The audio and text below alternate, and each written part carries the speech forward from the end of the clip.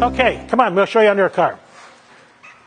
In olden days, when men were men, there was a frame, and you put a body on top of the frame.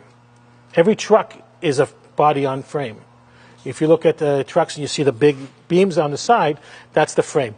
Body goes on top. This is a unibody. In other words, these members here are the frame, and what's left of the frame. They're actually built into the body of the vehicle. Why do we do that?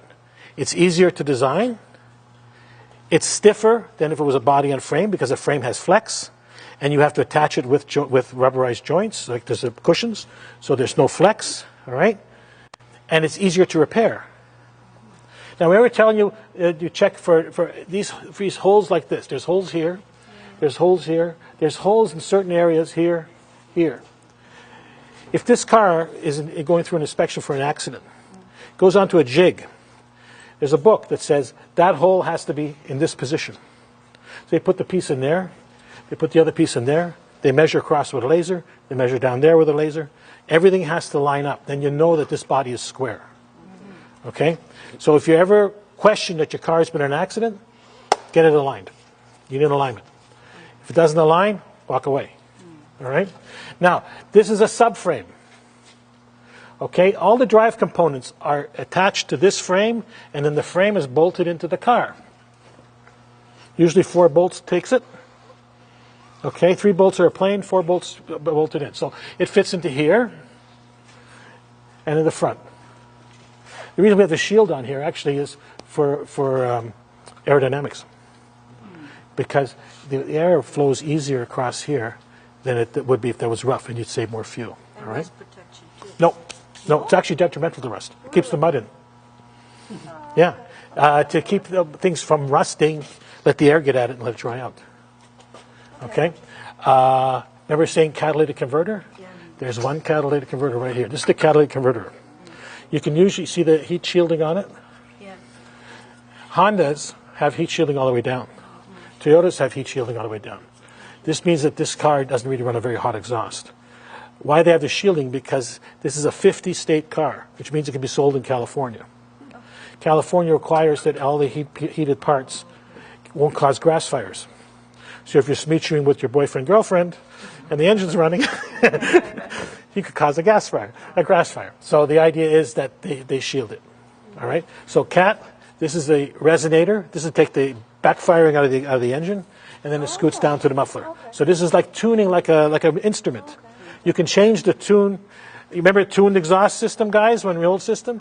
You can change the noise of this car by changing the back muffler. So you can make it louder, and it has advantages where it has that little less back pressure, and it actually will run a little stronger. Okay? We do not want the exhaust touching the body of the car because it vibrates. Zzz, and you end up vibrations someplace. All right? Everybody remember Midas muffler? Speedy muffler? This replaced those guys and put them out of business because it's stainless steel. Okay? It's stainless steel all the way down to the end, which means it'll never rust out. The only thing it can do is crack. They do crack sometimes if they get damaged, and they can be either repaired or replaced. All right? But it used to be that an exhaust system would last 4 or 5 years, and they would put a new one in. Right. So it was Speedy muffler, Midas muffler, blah, blah, blah. And while you're under the car, they'd sell you the world. So these people, Kia, being it's a world car, stainless steel. Heat shielding to protect. Nope, it's all fine. Now, this is the gas tank. Right here. Okay, protected by a heat shield. Okay, the reason we protect the heat shield, we don't want the gas to get too hot. The gasoline goes from here to the motor. Whatever's not used is brought back to the gas tank. It circulates, okay? Motor's warm. The gas will eventually warm up, but it'll maybe get to be 40, 50, 60 degrees warm. To keep it from getting too warm, they have a shield here. In the winter, I'll always tell you to keep the tank full. Why? You got warm gasoline in the winter.